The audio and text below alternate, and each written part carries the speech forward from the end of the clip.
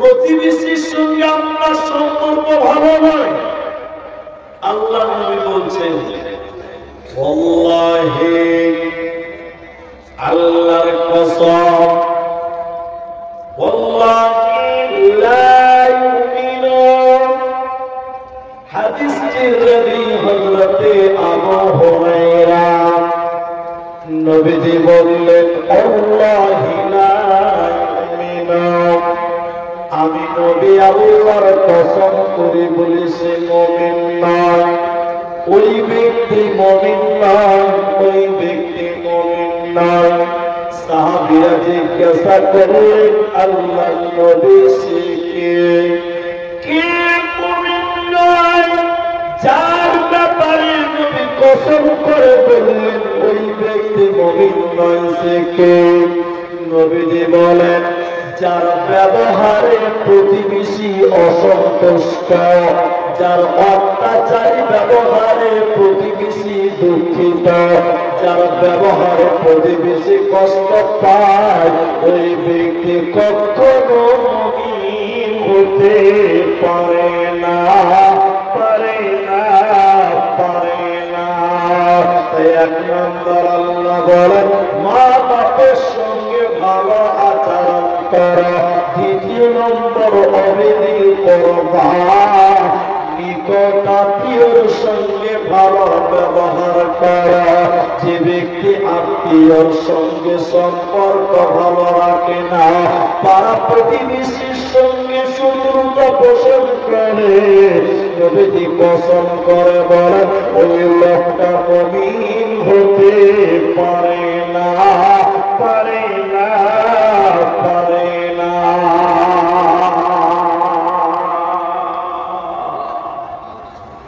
দ্বিতীয় নম্বর নবীজি বললেন, শোনেন, আল্লাহ রাসূল বলছেন ওই লোকটা জান্নাতে যাবে না। নবী বললেন, লা ইয়াদখুলুল জান্নাতা। নবী বলছেন হাদিসের রাবি হযরতে আনাস রাদিয়াল্লাহু তাআলা আনহু, ওই ব্যক্তি জান্নাতে যাবে না। নবীজি বললেন, জান্নাত তাকে দেওয়া হবে না। কোন ব্যক্তি জান্নাতে যাবে না?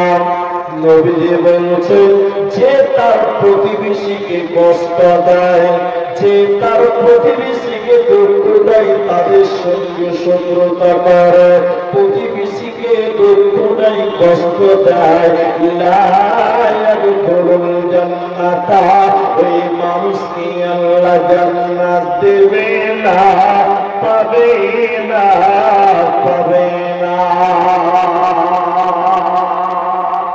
এজন্য প্রতিবেশীর সঙ্গে ভালো আচরণ করো, ভালো ব্যবহার করো, মিলে মিশে চলো।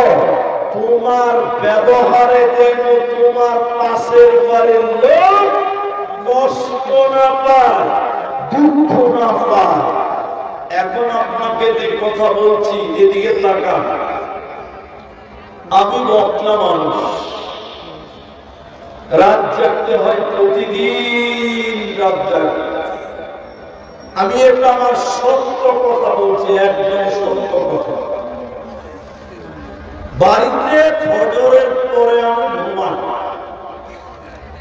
তা আমি যে ঘরে ঘুমাই, এখন শীতের দিন ফ্যানও চলে না, এসিও চলে না, কিছুই নেই, এখন সুনসান। আমি সকালবেলা ঘুমাই, আর আমার পাশের বাড়ির লোক আমার ঘরের জানলার কাছে এসে ছাগল বাঁধে। ছাগল বলেন না, বকরি বলেন আপনারা? এদিকে বকরি বলে, ধরিয়ে গেল বকরি, দুটোই দিয়ে গেল। আমি যে ঘুমাই, ওই ঘরের জানলার কাছে ছাগল বাঁধে।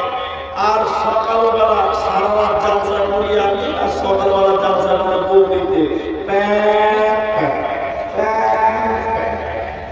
ঘুম হবে। একদিন, দুদিন, তিন দিন, কত সহ্য করবো বলেন? বক্তা সকালবেলা ঘুমানো হলো একদিন সহ্য করতে না পেরে বেরিয়ে দিয়ে বলি কার ছাগল এখানে বাবার জায়গা থেকে তার ছাগল বাবার জায়গাতে তোমার জায়গা হোক তাতে কি আছে তোমার এই ব্যবহারের প্রতিবেশী কষ্ট পাচ্ছে আল্লাহ নবী বলছেন ওয়াল্লাহি লা ইউমিনু ওই লোক মুমিন নয় ওই লোক মুমিন নয় ওই লোক মুমিন নয় যার ব্যবহারে তার প্রতিবেশী কষ্ট পায় দুঃখ পায় ওই লোক মুমিন হতে পারে এজন্য নিকট আত্মীয়কে খুশি রাখা তাদের সঙ্গে ভালো ব্যবহার করবেন এ পর্যন্তই নবী বলেননি এরপরে বললাম যে লায়াতুল জান্নাতা ওই লোক জান্নাতে যাবে না ওই লোককে জান্নাতে দেওয়া হবে না প্রতিবেশী কি জিনিস আপনি জানেন আম্মা আয়েশা রাদিয়াল্লাহু তাআলা আনহা বলেন নবীজি বলেছেন যখনই জিবরাইল নবীর কাছে আসে তখনই জিবরাইল বলে ইয়া রাসূলুল্লাহ নবী শুনলেন আপনার প্রতিবেশীদের প্রতি আপনি ভালো নজর রাখবেন জিবরাইল যখন নবীজির কাছে আসে জিবরাইল শুধু একটা কথা বারবার করে বলেন নবী তুমি তোমার প্রতিবেশীর প্রতি যত্নবান হও প্রতিবেশীর খেয়াল রাখো খবর রাখো আম্মা আয়েশা বলেন বিশ্বনবী বলেছেন জিবরাইল বারবার প্রতিবেশীর কথা বলে নবীজি বলছেন আমার ভয় হতে লাগলো আমার ভয় হচ্ছে আল্লাহ ভয় আমার সম্পদের হকদার প্রতিবেশীকে বানিয়ে দিতে চায় জিবরাইল যখনই নবীর কাছে আসে তখনই বলেন নবী আপনি প্রতিবেশীর প্রতি নজর রাখেন আপনি প্রতিবেশীর সঙ্গে ভালো ব্যবহার করেন প্রতিবেশীর খেয়াল রাখেন এত বলছে আমার মনে হচ্ছে যে প্রতিবেশী বোধহয় আমার মিরাসের ওয়ারিস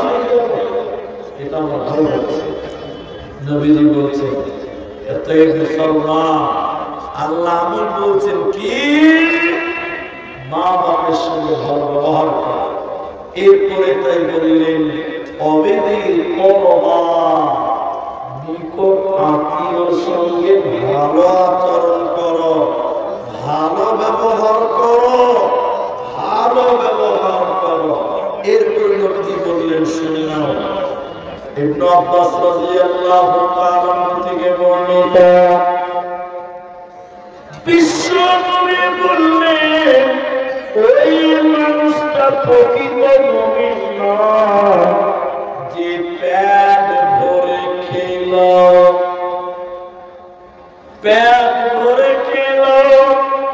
কিন্তু তার প্রতিবেশী ক্ষুধার্ত থাকলো অভাবী থেকে গেল খেতে পেল না আপনি পেট ভরে খেলেন নিশ্চিন্তে রাতে ঘুমিয়ে গেলেন কিন্তু আপনার পাশের বাড়ির ছেলেরা না খেয়ে ঘুমিয়ে গেল খেতে পেল না বিশ্বনবী বলেন উম্মতের তুমি মুমিন হতে পারো না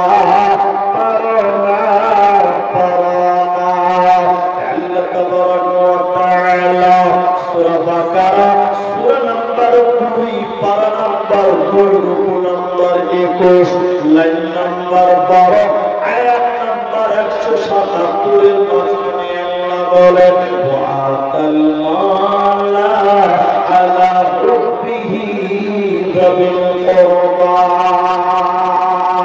মুসলমান আল্লাহ কোরআনের ভিতরে বললেন শুনে নাও আমি আল্লাহ তোমাদেরকে যে মাল দিলাম আমি তোমাদেরকে যে সম্পদ দিলাম ওটা আমার মহব্বতে তোমরা ব্যয় করো।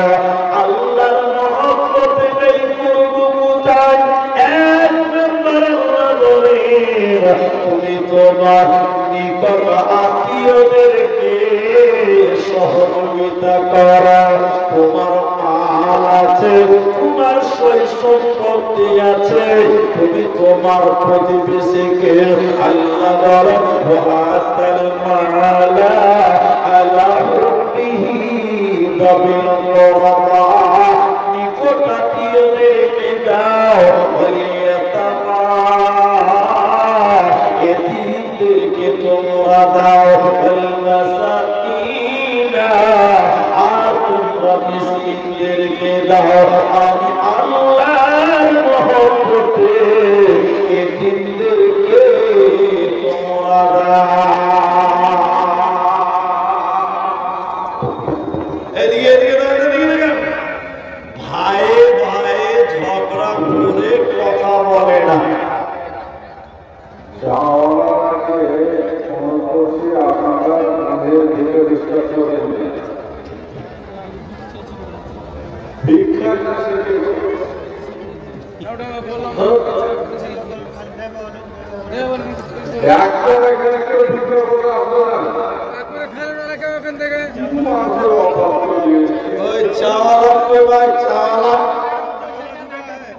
আপনারা প্রতিবাদ করতে পারেন, আমরা স্টেজে বলবো আপনারা পাবলিক করেন যে এখানে চা আমরা খাবো না, তো এখান থেকে পাবো।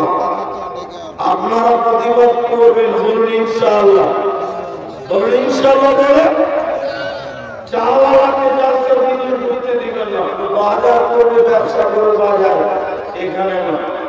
তাহলে আমি যে কথাই বলছি খুব গুরুত্বপূর্ণ কথা, আত্মীয়র মধ্যে প্রতিবেশীর মধ্যে সবচেয়ে কাছে থাকে নিজের ভাইয়েরা, চাচাতো ভাইয়েরা, চাচাতো ভাইয়েরা, নিজের ভাইয়েরা। এদিকে দিকে দিকে দিকে এখন ভাইয়ে ভাইয়ে ঝগড়া করে একজন ভাই আরেকজন ভাইয়ের সঙ্গে কথা বলে না, এরকম সিচুয়েশন পাবে না। বড় বড় বড় না, এরকম ছোট ভাই বড় ভাইয়ের মুখ দেখলে মুখ ঘুরিয়ে নেয়, কথা বলে না, এরকম আছে না নাই বলে? আল্লাহ রাসূলের হাদিস বলছে, শোনেন দিকে, কিয়ামতের দিন সর্বপ্রথম যে মামলা আল্লাহর আদালতে উঠবে সেটা হলো দুইজন বিবাদী। সেই বিবাদী কারা? ঝগড়া করনেওয়ালা কারা? যারা প্রতিবেশী, আপনজন, তাদের ঝগড়ার বিচার সর্বপ্রথম আল্লাহর আদালতে। আপনারা ভাই ভাই কথা বলেন না, আজকে 5 বছর থেকে কথা বলেন না, এই বিচার আল্লাহর আদালতে সর্বপ্রথম হবে। সেদিন কিন্তু পালাবার কোনো পথ থাকবে না। তাহলে আমরা কি বললাম? আল্লাহর ইবাদত, শিরক করবে না, মা বাবার সঙ্গে ভালো ব্যবহার করো, আর আত্মীয়র সঙ্গে ভালো ব্যবহার করো। কোন আত্মীয়র সঙ্গে? কাদের সঙ্গে রহম করবেন, কাদেরকে সহযোগিতা করবেন, এ মর্মে হাদিস আপনাকে শোনাই। আম্মা আয়েশা রাদিয়াল্লাহু তাআলা আনহা তিনি নবীকে বললেন, ইয়া রাসূলুল্লাহ, আমার কাছে আমার পাশে দুইজন প্রতিবেশী আছে। নবী, দুইজন প্রতিবেশীর মধ্যে আমি কাকে সর্বপ্রথম সহযোগিতা করব, হাদিয়া দিব, কাকে আমি হেল্প করব সর্বপ্রথম আপনি বলেন। বিশ্বনবী বলেন, যে তোমার নিকটে বেশি তাকে তুমি উপকার করবে, হেল্প করবে, সহযোগিতা করবে, ওকে কষ্ট দেবে না, ওকে বিপদে ফেলবে না। অন্য জায়গায় নবী বললেন, শুনে নাও, আল মুসলিমু মান সালিমাল মুসলিমুনা বিলিসানিহি ওয়া ইয়াদিহি। প্রকৃত মুসলিমকে যে ব্যক্তির জবান দ্বারা অন্য মুসলমান নিরাপদে থাকে, যার হাত দ্বারা অন্য মুসলমান নিরাপদ থাকে, এই লোককে বলা হয় প্রকৃত মুসলিম। আপনি আপনার মুখ দিয়ে পাড়ার লোকদেরকে খিস্তি করেন, গালি দেন, নিন্দা করেন, কটূক্তি করেন, আপনি মুসলিম বটে, কিন্তু আপনি ভালো মুসলিম নন। আপনি মুসলমান বটে, কিন্তু আপনি ভালো মুসলমান নয়। বিশ্বনবী বললেন, আল মুসলিমু মান সালিমাল মুসলিমুন। প্রকৃত মুসলিমকে যার হাত দ্বারা, যার জবান দ্বারা অন্য মুসলমান নিরাপদ থাকে, ওই মুসলিম হলো প্রকৃত মুসলিম। বলুন সুবহানাল্লাহ।